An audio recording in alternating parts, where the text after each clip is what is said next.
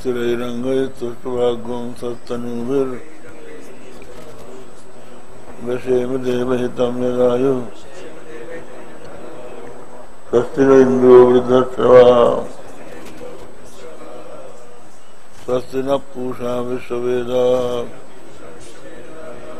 स्वस्ति नस्तार्क्ष्योरिष्टनेमि स्वस्ति नो बृहस्पतिर्दधातु। ओम शांति शांति शांति।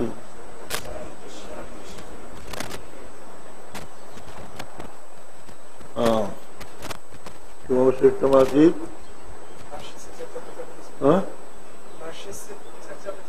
भाष्य हो गया था ना, अब टीका हो गया। पूरा हो गया था।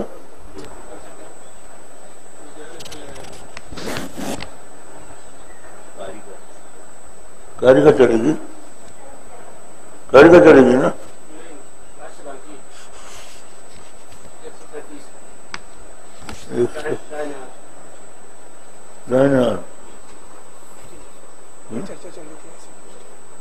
अच्छा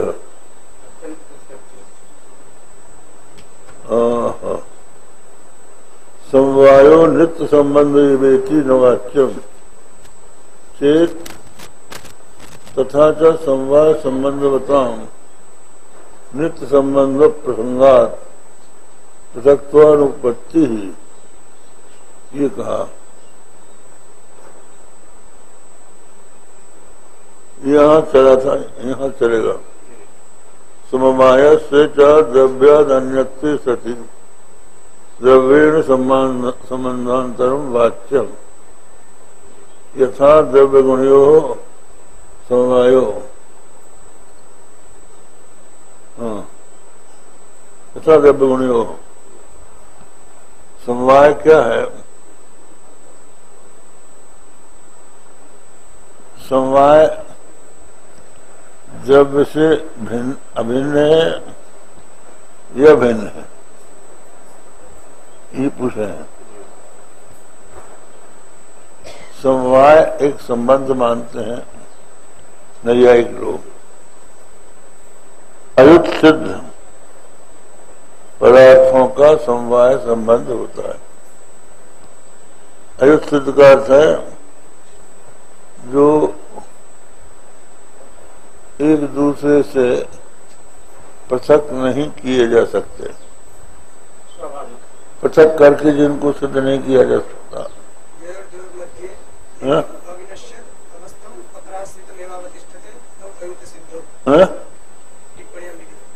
क्यों टिप्पणियां को लिखता हूँ।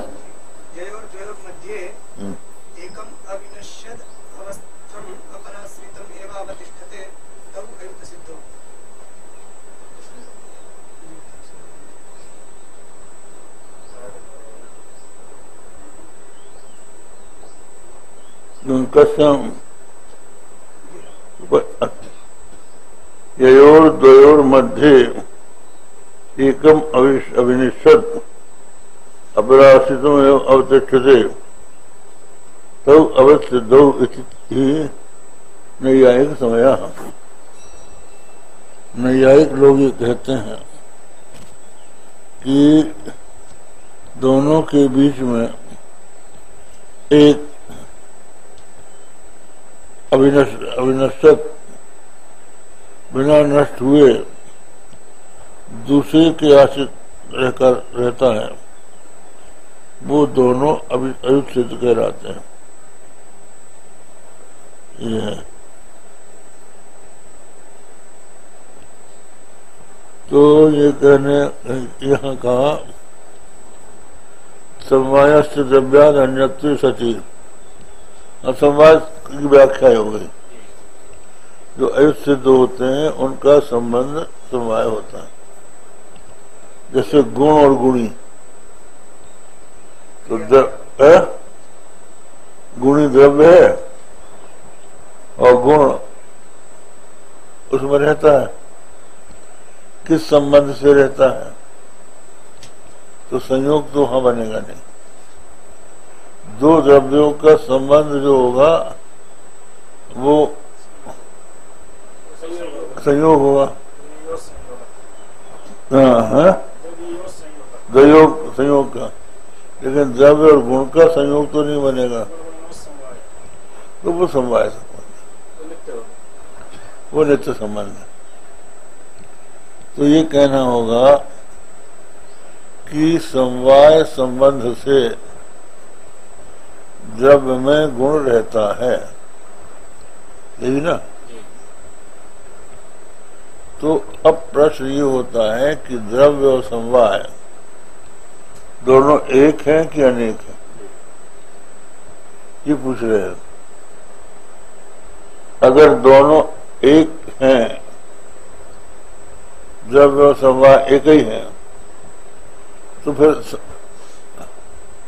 उनको अब अलग कैसे कहा जाता है? कहते हैं समवाय संबंध है, तो द्रव्य ही से कहना चाहिए समवाय को। तो समवाय शब्द जो है वो स्वयं ही सब द्रव्य से भिन्न है। भिन्न शब्द के द्वारा ये विदित होता है समवाय।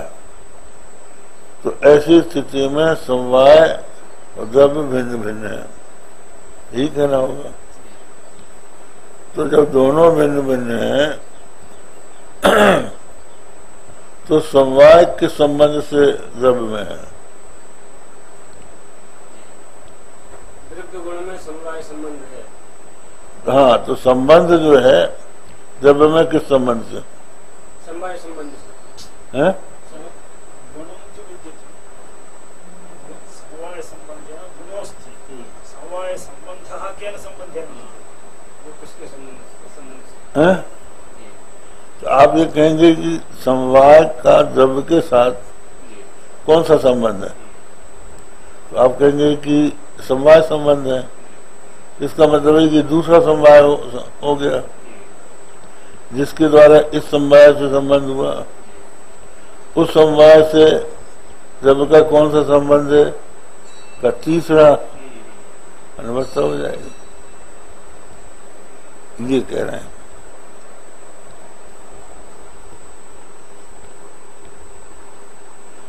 हाँ, समवाय से द्रव्याद अन्यत्व सती, द्रव्य से संवाद जब अन्य है तो द्रव्येण संबंधांतरम वाच्यम, द्रव्य के साथ दूसरा संबंध आपका कहना होगा।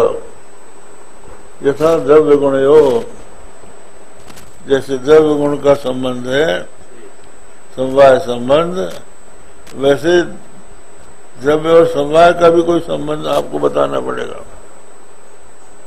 समवायो नित्य संबंध चेत नवाच्यम, चेत बोले समवाय जो है नित्य संबंध ही है, इसलिए नवाच्यम, इसलिए उसको कहने की जरूरत नहीं है। चेत तथा समवाय संबंध बताओ नित्य संबंध प्रसंगात रक्तोपत्ति।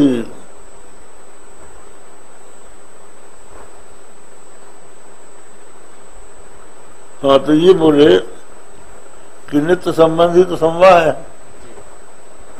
तो नित्य संबंध जब दोनों हैं तो समवाय और संबंधताओं, संबंध बताओ द्रव्याणाम है घटस्य रूपस्य च पृथक्त्वं नैव स्यात्।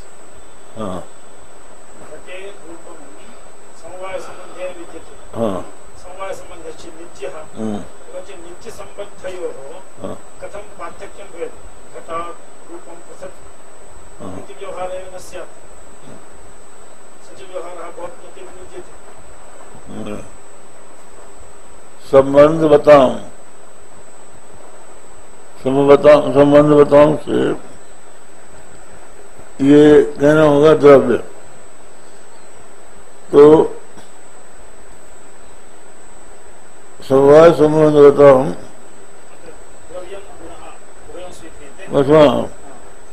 नित्य संबंध प्रसंगात, जब दोनों का नित्य संबंध है तो पृथक्त्व उपत्ति, जब दोनों एक ही है तो संबंध किस बात का। इसका पृथक्त्वानुपत्ति है दो, पृथक्त्वानुपत्ति अनिर्वेद प्रतिपादित, ठीक है। अत्यंत पृथक्त्वे द्रव्यादीना स्पर्शवत् अस्पृश्य द्रव्योरिव साक्षात्थानुपत्ति, और अत्यंत पृथक माना जाए समवाय और द्रव्य को, दोनों को पृथक माना जाए तो तीन, अत्यंत पृथक्त्वे च इत्यादिना मनांग भेद तथा तादात्म्यम द्रव्यतेत्यवधेयम्, तो स्पर्श इत्यादि शीतोष्ण स्पर्श होती, ये मिथो असंबद्ध द्रव्य हिम्मत विंध्यात्मक तयोरेव। हाँ, तो ये बोलते हैं कि यदि दोनों अत्यंत पृथक है, पृथक नहीं बने, तो पृथक नहीं बने तो संबंध और समवाय और द्रव्य एक ही हो गए, तो एक ही हो गया तो फिर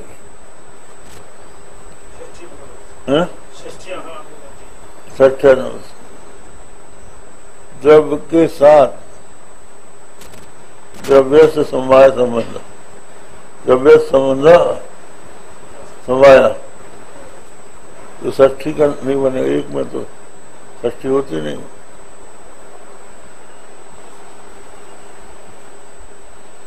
और यदि दोनों को अत्यंत पृथक माना जाए तो द्रव्यादीनाम स्पर्शवत् अस्पर्श द्रव्योरेव षष्ठ्यर्थानुपत्ति।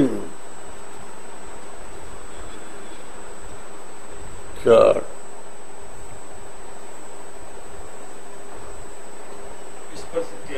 शीतोष्ण स्पर्शवती ये मिथो असंबद्ध द्रव्य हिमवत विंध्यात्मक तयोरेव अहिमवत्या विंध्यो उष्णत्व प्रसिद्ध। अहिमवत्व विंध्य उष्णत्व प्रसिद्ध। स्पर्शवत घटादि स्पर्श स्पर्श गणादि तयोरेवेति कश्चित् टीका विरोधात घटगणादि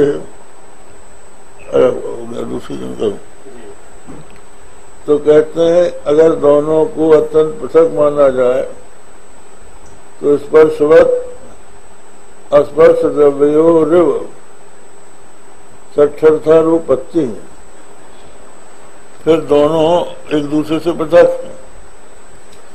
तो एक तो है स्पर्श वाला और दूसरा है स्पर्श रहित, दोनों पृथक हैं। तभी तो पृथक बनेगा। एक स्पर्श वाला है, एक का स्पर्श होता है, एक का स्पर्श नहीं होता। तो आकाश का स्पर्श नहीं होता और वायु का स्पर्श होता है, तब दोनों में पृथकता है। तो फिर ऐसी स्थिति में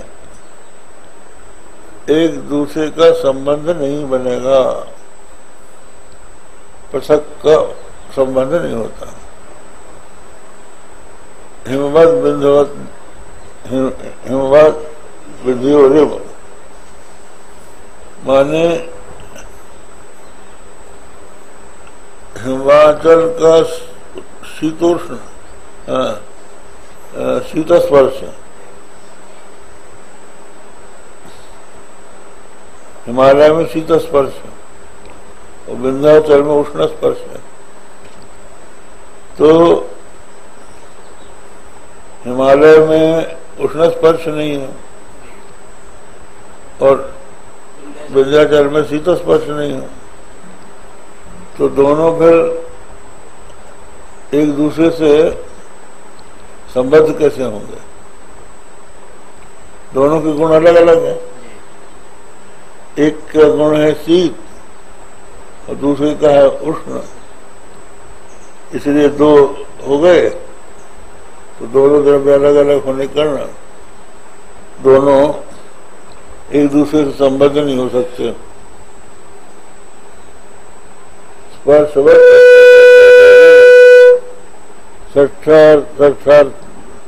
षष्ठानुपत्ति, षष्ठर्थ का है संबंध। षष्ठर्थ का यहाँ पर षष्ठी विभक्ति नहीं है, षष्ठर्थ माने संबंध परस्पर भिन्न।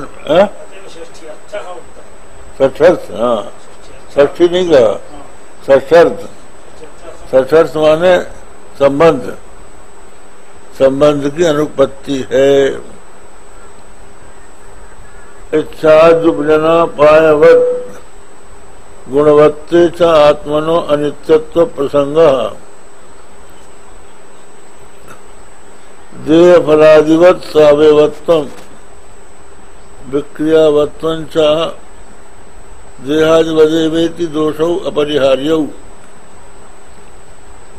कहते हैं इच्छादि उपजना पाय गुणवत्ते च आत्मनो अनित्यत्व प्रसंग। इच्छादि जो है, इच्छा द्वेष सुख दुख जो आत्मा के गुण हैं, ये उपजन और अपाय वाले हैं। इच्छा उत्पन्न होती है और चली भी जाती है। नव विशेष गुण जो है उपजन अपाय माने उत्पत्ति और नाश वाले हैं। ठीक है, अगर दोनों एक दूसरे से अभिन्न है, आप कहते हैं दोनों अभिन्न है, दोनों का अभिन्न संबंध है, संवायमानित संबंध, तो फिर जैसे उपजल अपाय इच्छादि का होता है वैसे आत्मा का भी होगा। आत्मा फिर नित्य नहीं रहेगा।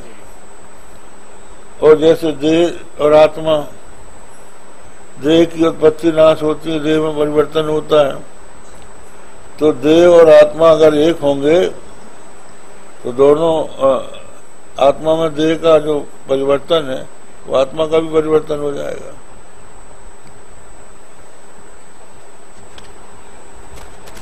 देहादिवदेवेति दोषौ अपरिहार्य देह फलादिवत सावयवत्वम। देह और फल, फल भी देह जो है वो भी सावयव है और फल भी सावयव है, तो इनमें विकार होते हैं। तो इसी तरह से आत्मा में भी विकार हो जाएगा। ये दोष सावयवत्वम विक्रियावत्वम, सावयवत्व और विक्रियावत्वम, ये दोष जो है अपरिहार्य होंगे।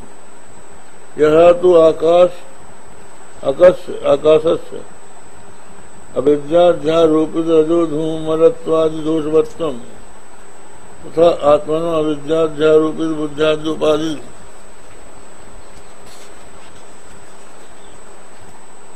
कृत सुख दुखादि दोषवत्ते बंध मोक्षादयो व्यवहारिका न विरुद्धन्ते सर्ववादि भी।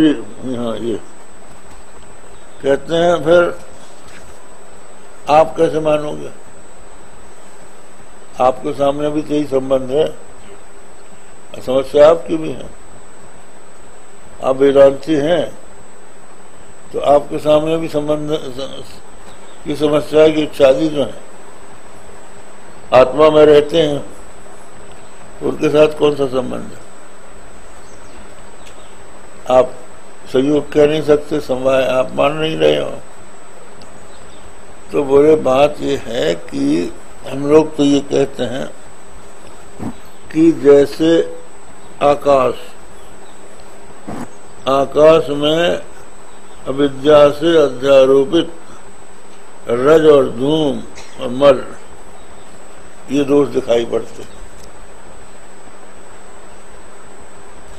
आकाश में जब आंधी चलती है तो रज आ जाती है, धूल आ जाती है, और अगर कोई धूम आ जाए धूम भी आकाश में आ जाता है। और वैसे भी अपने लोग देखते हैं आंखों से तो वो नीला नीला सा दिखाई पड़ता है, मलिनता दिखाई पड़ती है। तो यह रज धूम और मल ये अध्यारोपित है आकाश में। आकाश में न रज है, न धूम है और न मलिनता है। इसी तरह से इच्छा आदि जो है आत्मा में अध्यारोपित है, वास्तविक नहीं है। तो हमारे यहाँ तो ये बन जाएगा, तुम्हारे यहाँ कैसे बनेगा?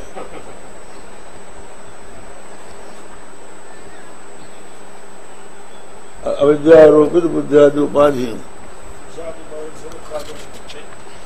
ये जो दोष दिखाई पड़ रहे हैं आत्मा में, ये बुद्धियादि की उपाधि से सुख दुख आदि दोष दिखाई पड़ते हैं और इसी उपाधि से बंध मोक्ष आदि बनते हैं। व्यवहारिक वास्तविक नहीं है। सर्ववादि भी अविद्याकृत व्यवहाराभ्युपगमात् परमार्थानुभवगमाच्च तस्मात् आत्मभेद परिकल्पना तथैवतार्किकै क्रियते।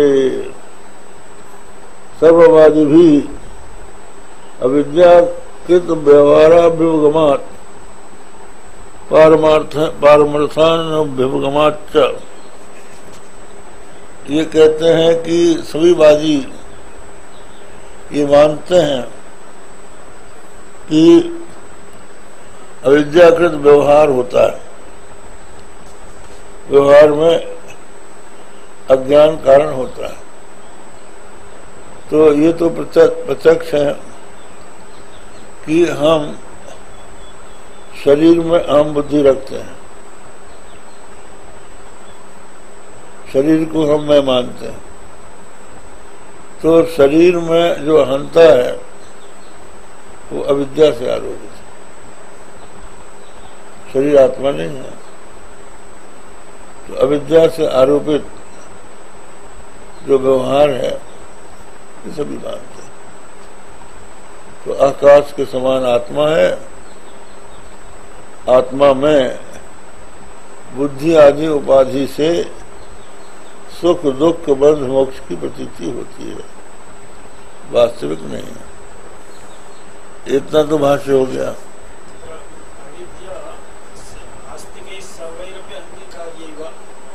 हाँ,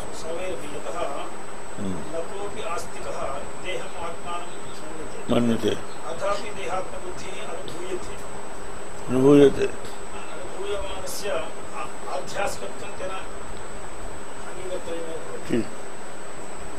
ये प्रश्न आता है, हम लोग तो अविद्या से सबको अध्यारोपित मानते हैं। जो वादी हैं, नैयायिक हैं, सांख्य हैं, वैशेषिक हैं, ये कहते हैं जी अविद्या से कुछ नहीं होता, अविद्या से कोई व्यवहार नहीं होता। आप लोग कहते हैं अविद्या से व्यवहार होता है।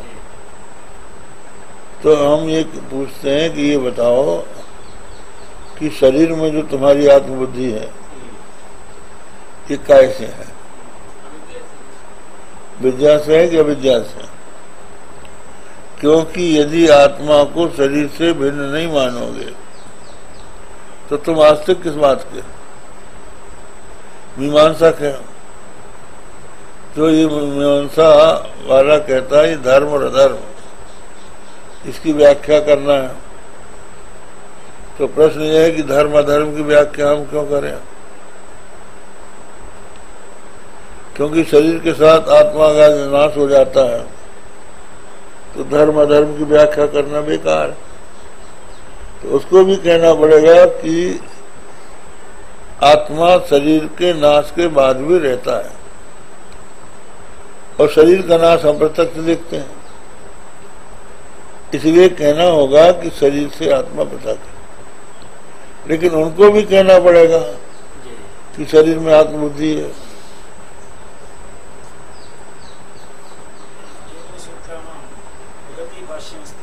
हाँ हाँ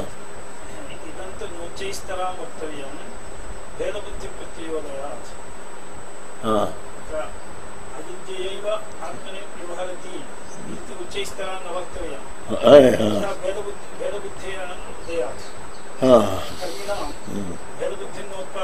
हाँ ये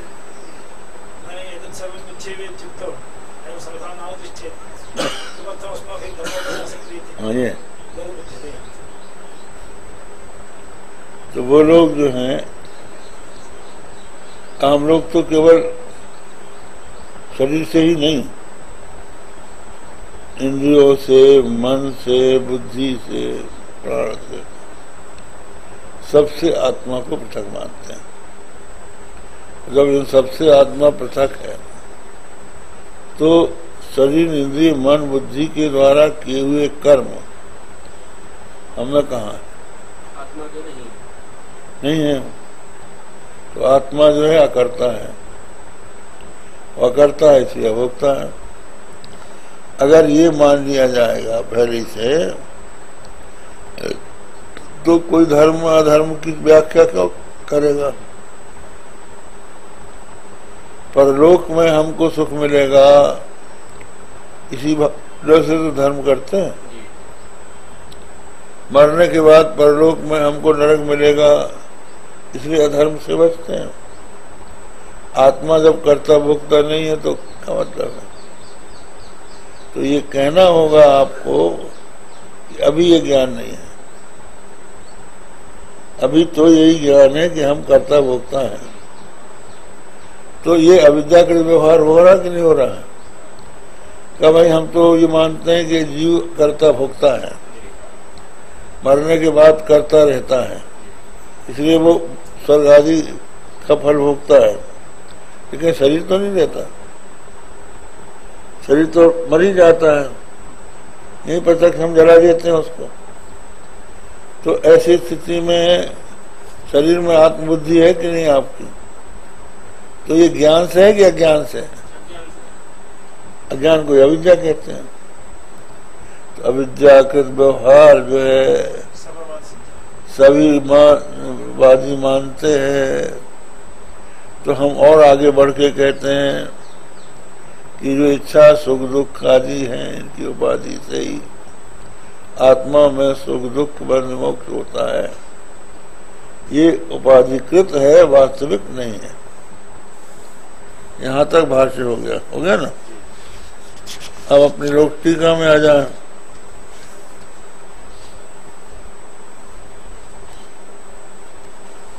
टीका कहाँ करेगी? बोल भैया। हाँ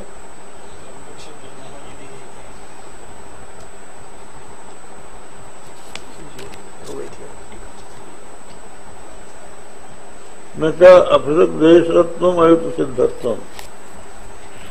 अयुक्त सिद्ध किसको कहते हैं?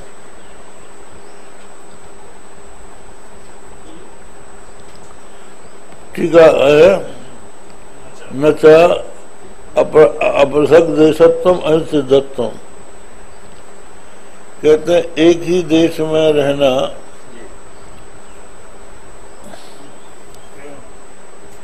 हाँ, अपृथक देश में रहना,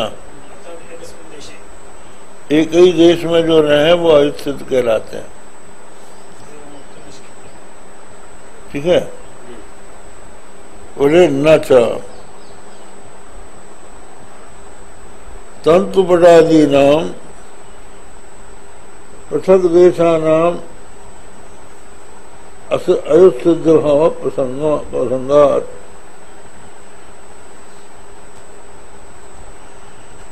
तंतु पटादी नाम 8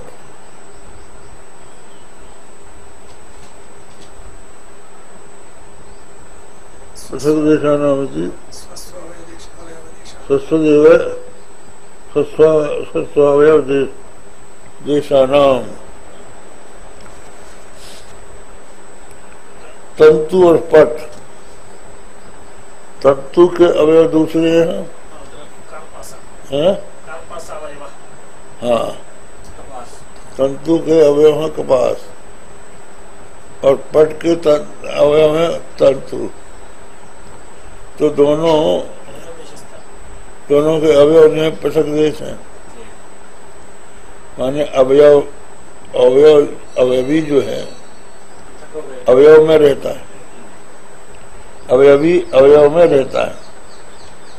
तो जो तंतु है सूत, उसका अवयव है कपास,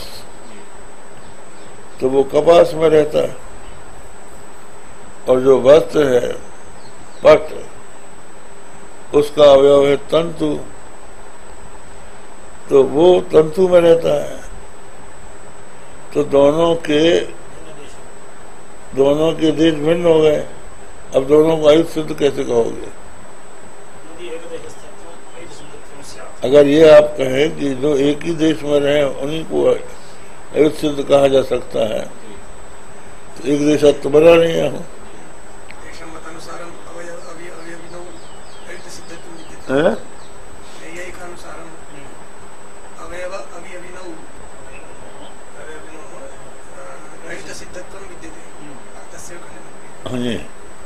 दोनों पदार्थ एक रहते, एक आश्रित रहते,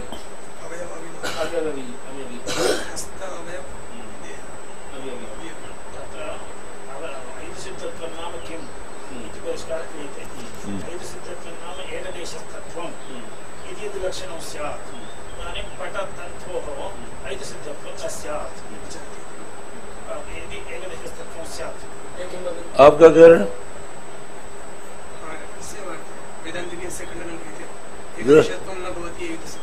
हो गया। माने जो हम आप बता रहे थे कि अवयवी अवयव में रहता है, तो सूत्र जो है तंतु, सूत्र को तंतु कहते हैं, वो अपने अवयव रुई में रहता है, तो उसका देश रुई हो गया।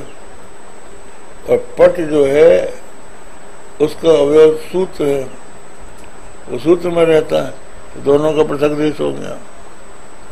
और आप तंतु और पट को आप पृथक देश मानते हैं, असिद्ध मानते हैं दोनों को। तो पृथक देश न होने के कारण दोनों को आप दोनों का पृथक देशत्व कैसे मानेंगे? इनका दोनों असिद्ध कैसे मानोगे? असिद्धता इनकी नहीं बनेगी, जो कि आपके यहाँ मान्य है। पट और तंतु में असिद्धता है, तंतु में पट असिद्ध है। ये हो गया।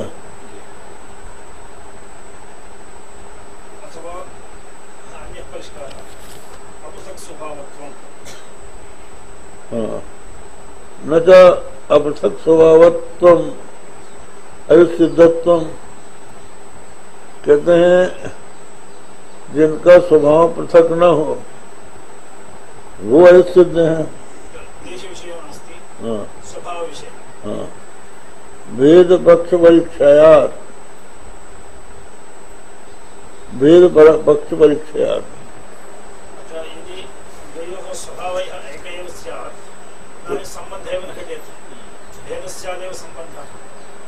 और क्या स्वभाव भिन्न है, तो वो भिन्न है। पृथक स्वभावत्वम असिद्धत्वम भेद पक्ष परीक्षायात, दोनों स्वभाव भिन्न भिन्न होंगे तो भेद रहेगा। असिद्ध नहीं, भेद पक्ष, दोनों का भेद पक्ष का परीक्षा होगा। न तो संयोग विभागा योग्यत्वम असिद्धत्वम, तो कहते हैं संयोग विभाग के अयोग्य जो हों उनको अयुत सिद्ध कहेंगे। तो बोले देवदत्त से हस्तादीना अयुत सिद्ध भाव पाता विपरीत समवायस्थ द्रव्यान्यत्र। तो देवदत्त जो है उसका हस्तादि के साथ अयुत सिद्ध अयुत सिद्धत्व भाव पाता। देवदत्त का हस्तवादादि के साथ अयुत सिद्धत्व का भाव हो जाएगा। कैसे हो जाएगा? संयोग विभाग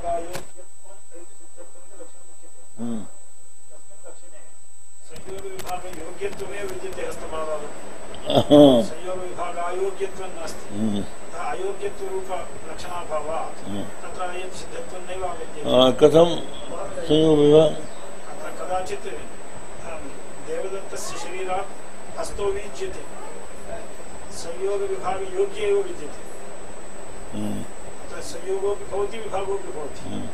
संयोग विभाग अयोग्यः इति सिद्ध्यति। तेषां मते यदि घटात् गुणः कदाचित् न वियुज्यते न संयुज्यते। ते कथयन्ति यत् हस्तं यदि शरीरात् विच्छिद्यते चेत् तर्हि शरीरान्तरमेव एवं अंगीकरण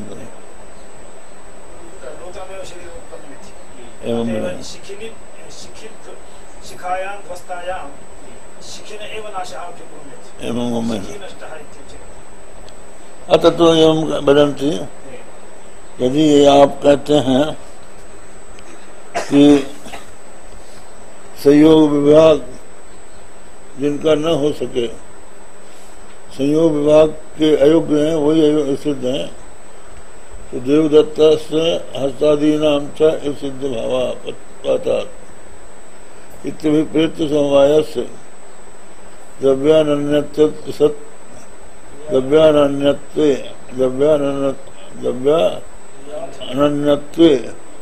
तावन् मात्रत्वेन तत्संबंधत्व व्याघाता ततो अन्यत्वे तेन संबंधांतरमस्ति नवयति विकल्पाद्य स्यादनवस्थिति मतलब पहले ही आ चुका है। अगर समवाय को आत्मा से समवाय को द्रव्य से अन्य मानते हैं आप, तो समवायांतर की अपेक्षा होगी। अनन्य मानते हैं तो फिर उसके अवस्था में संबंध की अनुपत्ति होगी। वो जो मूल में आ गया है वही विकल्प।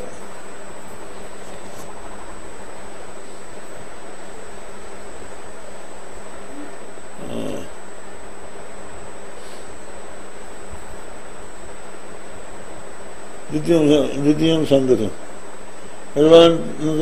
सम्मानतरम समवाय से नित्य संबंधत्वे समवायवतां द्रव्यगुणादीनां भी तद्वत्वात् भेदस्य कदाचित् अनुपलभ्यमानात् पृथक्त्व तथानुपत्तिरिति दूषयति तथा चेति असंबंधवतां ये संबंध पृथक्त्व अनुपत्ति।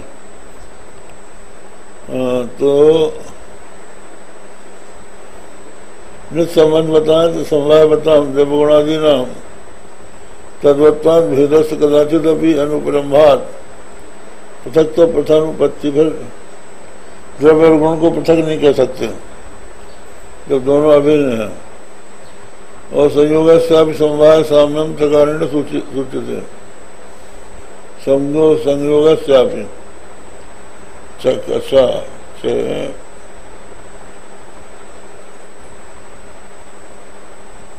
संयोगस्यापि समवाय समिति यदि समवायो भी समवायांतर चेत द्रव्यादिषु तदान अवस्था साधित तद्वारा समवाय सन्निहित संबंधत्व अभ्युपगम्यते नैयायिकै तथा चासौ स्वरूपेण अवतिष्ठते तद्वत् संयोगे स्वरूपेण अवतिष्ठतां नाम किं समवाय दुर्व्यसनेति संयोग समवाय साम्य यह असूचि किंतु संयोग समवाय संबंध तथा संयोगी नित्य सब नित्य संबंध या अनित्य संबंध वाले संबंध होगा। हाँ, तो यहाँ पर ये बताया कि समवाय से समवाय भी गुणानुगम्य अत्यंत वेदे संयोग से आप संयोग को भी इसी तरह से काटा जाएगा।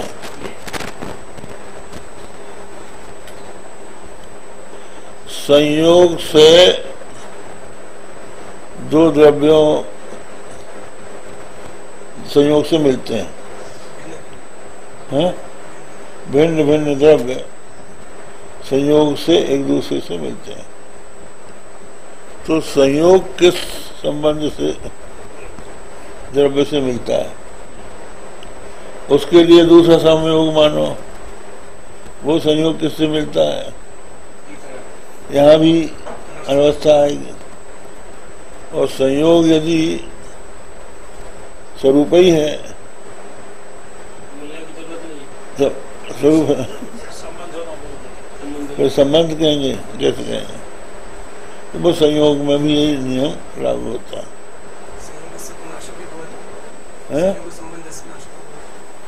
हाँ, और उसके नाश से द्रव्य का भी नाश होगा। ये हो गया यदवा समवाय से समवाय फिर गुणादीनाम द्रव्येण अत्यंत अत्यंत भेदे। समवाय और समवायी जो है, समवाय भी समवाय का समवायी के साथ जैसे अत्यंत भेद है, तो गुणाधिक का भी द्रव्य के साथ अत्यंत भेद माना जाएगा। तो दोनों का हिम्मत बिंदयो रे संबंधानुपत्ति, दोनों का संबंध नहीं बनेगा। तेषु परतंत्रता व्यवहारा सिद्धि, और गुण जो है गुण के परतंत्र रहता है। तो जब दोनों ही स्वतंत्र है तो परतंत्र का व्यवहार भी नहीं बनेगा। किंच इच्छा देव नात्म गुणा वजना पायवत्वात् रूपाधिवत, दूसरी इच्छादि जो है आत्मा के गुण नहीं है। उपजना पायवत्वात् रूपाधिवत, क्योंकि उपजना पायवत्वात् रूपाधिवत, जैसे रूपादि जो है आत्मगुण नहीं है, क्योंकि रूपादि जो है उपजना पाय वाले हैं। इसी तरह इच्छादि भी आत्मगुण नहीं है, यह अनुमान करेंगे। यदवा आत्मा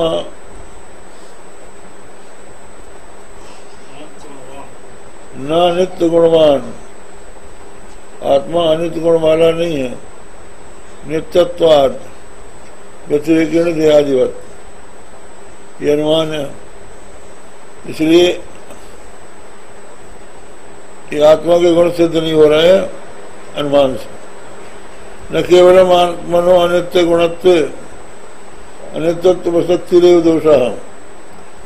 आत्मा में अगर अनित्य गुण मानेंगे तो अनित्यत्व आत्मा में प्रसक्त, यही दोष नहीं है। किंतु अन्यथा भी दोष दुष्परिहरम, कौन से, सावयवत्व और विक्रियावत्व, ये दो भी आ जाएंगे। यदि आत्मनो नित्यादि गुणवत्तम तस्य बंधा भवन मोक्षो न साथ, अगर आत्मा में इच्छादि गुणवत्त नहीं है तो फिर बंध के अभाव से मोक्ष भी नहीं होगा। अथवा बंध मोक्ष व्यवस्था अनुपत्या, बंध मोक्ष की व्यवस्था की अनुपत्ति से प्रतिदेह सुख दुखादि विशिष्ट आत्मभेद की सिद्धि है, ऐसा अगर कोई कहे बोले नहीं है। यथा तो अवस्तुत्वात् अविद्याया, अविद्या जो है अवस्तु है, इसलिए तत्कत व्यवहार अयोग्य।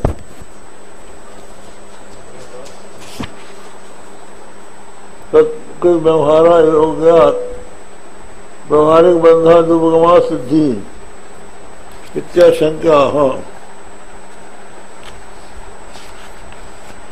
हाँ, ये कहा अविद्या जो है अवस्तु है, इसलिए वस्तु रूप अविद्या के द्वारा किए हुए व्यवहार नहीं बन सकता। ये अगर कोई आप शंका करें तो व्यवहारिक बंधा अभ्युपगम सिद्धि, तो व्यवहारिक बंधादि के अभ्युपगम की असिद्धि हो जाएगी। बोले सर्ववादी भी अविद्याकृत मनुष्यत्वादि अध्यारोपेण लौकिक वैदिक व्यवहार सर्ववादी भी निश्चिते। अविद्याकृत अहम मनुष्य इस प्रकार का अध्यारोप करके ही लौकिक व्यवहार वैदिक व्यवहार होता है, सभी वादी कहते हैं।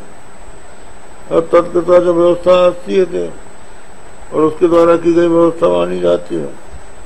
तस्मात् अस्माको भी तथैव सर्वम अविरुद्धम परमार्थे च मोक्षे केनापि वादिना व्यवहारो नाभ्युपगम्यते। परमार्थ में मोक्ष में कोई भी वाजिब व्यवहार नहीं मानता है। तथा जब मोक्षे परेशान व्यवहार से अभावात, मोक्ष में दूसरों के लिए भी व्यवहार है नहीं, इसलिए तन्यवराहक पारमार्थिक भेदाभ्युपगम है, तो उसके निर्वाह के लिए भेद का अभ्युपगम बेकार है। यहाँ इन्होंने ये बताया कि आप भेद क्यों मानते हैं। व्यवहार के लिए व्यवहार नहीं बनेगा, अविद्या से तो व्यवहार नहीं हो सकता। बोले अविद्या से व्यवहार तो आप मानते ही।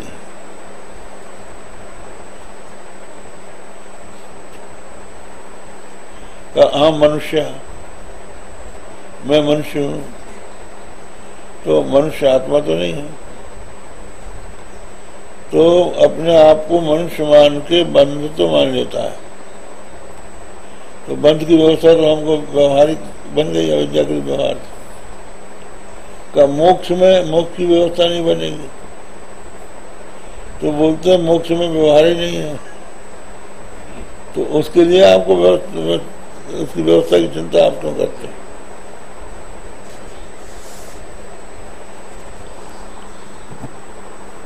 इसलिए आत्मवेद परिकल्पना वृथैव तार्किक क्रियते। तार्किक माने ये वैशेषिक नैयायिक आत्मभेद की कल्पना व्यर्थ ही करते हैं।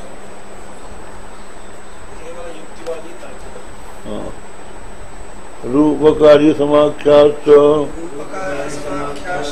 भिद्यन्ते तत्र तत्र वै आकाशस्य न भेदोऽस्ति तद्वत् जीवेषु निर्णयः।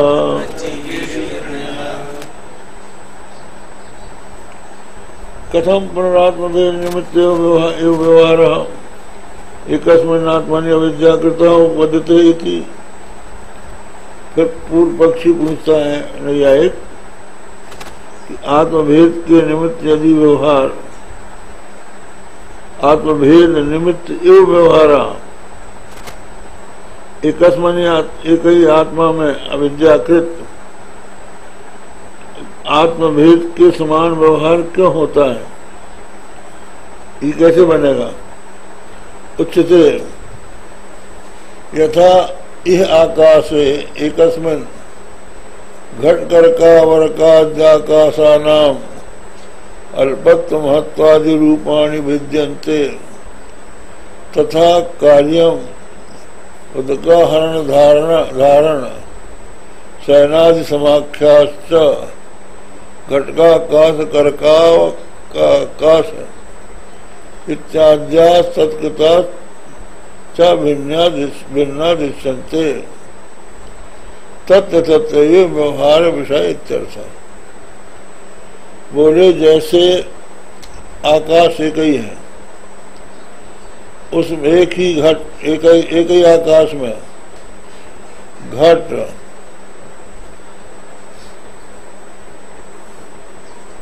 करक माने कमंडलू, घट करक आवरक, आवरक माने मठ, अपवरक माने मठ, घट कमंडलू और मठ सन्यासी के लिए बोल रहे हैं ना। ये तो घट तो खैर सभी के लिए है। एक करक कमंडलू तो घटाकाश, करकाकाश, अपवर्गाकाश। अपवर्गाकाश का मतलब, अपवर्गाकाश का मतलब है मठाकाश। तो तीनों का भेद है, तो ये घटाकाश है, ये कमंडलू आकाश है, ये कर्काकाश। अच्छा, व्यवहार भी अलग अलग है। घटाकाश से हम जलानयन कर लेते हैं,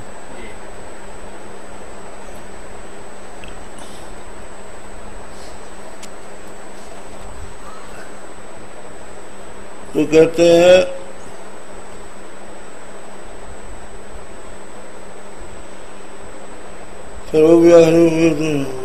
हाँ, अब कर आकाश अल्पत्व महत्व आदि रूपाणी।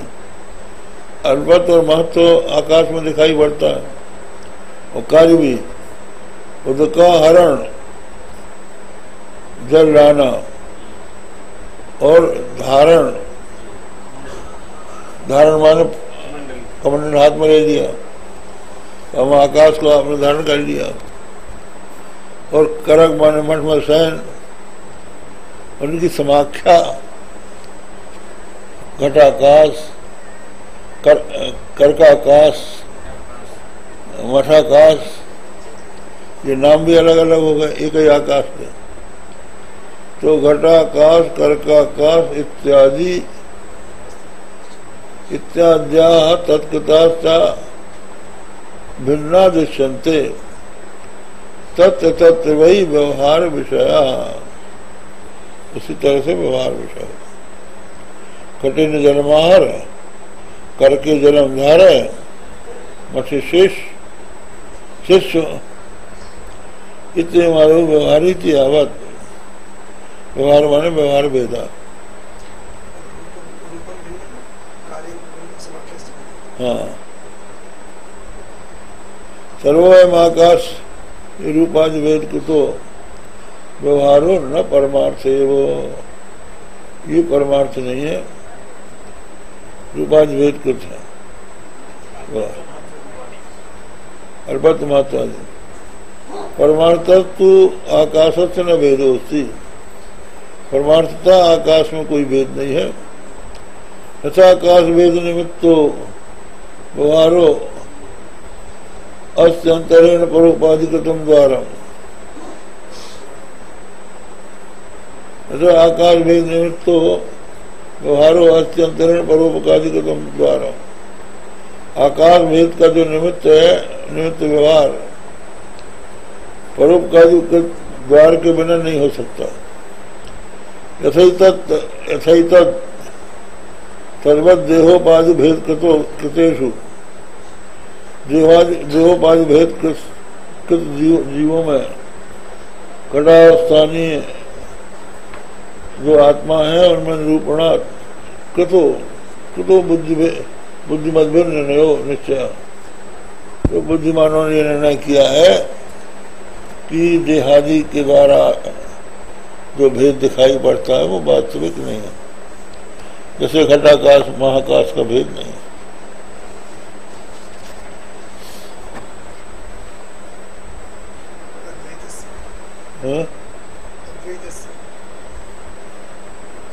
हो गया।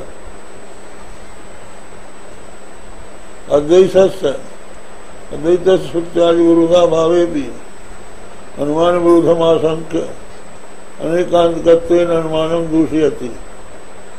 अद्वैत जो है यद्यपि श्रुति से विरोध नहीं है, लेकिन अनुमान का विरोध है, इसलिए अनेकांतकत्वेन अनुमानम दूषयति। रूपेति ये हाँ उपाधि समाक्षाश्च विद्यन्ते तत्र लोग व्यावर्त्यम आशंका करोगे तथा आत्मभेदवादे तद्भेद निमित्तो रूपादि व्यवहार तथैव एकस्मिन् भी आत्मनि अनेक ऐक्यपक्षे रूपादि व्यवहार भेदो नोपद्यते तथा जब विमुक्ता जीवा तत्तो भिद्यन्ते ये अनुमान है। जीव जो है तत्वता भिन्न है, भिन्न नामकत्वात् भिन्न नाम होने कारण, भिन्न कार्यकरत्वात् भिन्न कार्य होता है और भिन्न रूपत्वात् घटपटादिवत् इत्यनुमान विरुद्धम अद्वैतम अद्वैत अनुमान के विरुद्ध है। तो घटाकाशादिषु अनेकांतिकत्वम विवक्षत्व श्लोकाक्षराणि व्युत्पादयति।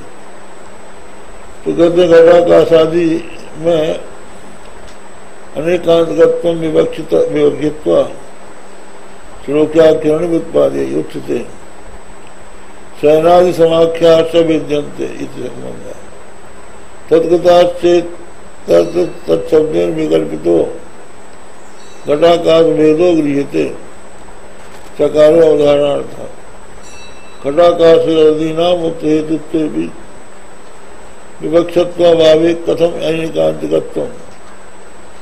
कहते हैं घटाकाश आदि जो है उनमें ये हेतु है क्या क्या भिन्न नामकत्वात् भिन्न कार्यकरत्वात् और भिन्न रूपत्वात् होने पर भी आकाश में भेद नहीं है, इसलिए अनेकांतिक दोष विचारा, इसलिए अनेकांतिकत्व नहीं बना। सर्वोयम युक्त अर्थ तृतीय पादम उच्चेति परोपाधि शब्द है घट कर्कादि उच्चते। परोपाधि माने घट कर्कादि दृष्टान्तम अनुद्य दार्ष्टान्तिकम व्याचष्टे यथा तथा। हो गया। ओम भद्रम कर्णेमि शृणुयाम देवा भद्रम पश्येमाक्षभिर्यजत्रा स्थिरैरङ्गैः तुष्टुवाग्मं सत्तनूभिर्दशेम देवैः तं यदायुः स्वस्ति न इन्द्रो वृद्धश्रवाः स्वस्ति न पूषा विश्ववेदाः स्वस्ति नस्तार्क्ष्योरिष्टनेमि स्वस्ति नो बृहस्पतिर्दधातु। ओम शांति शांति शांति।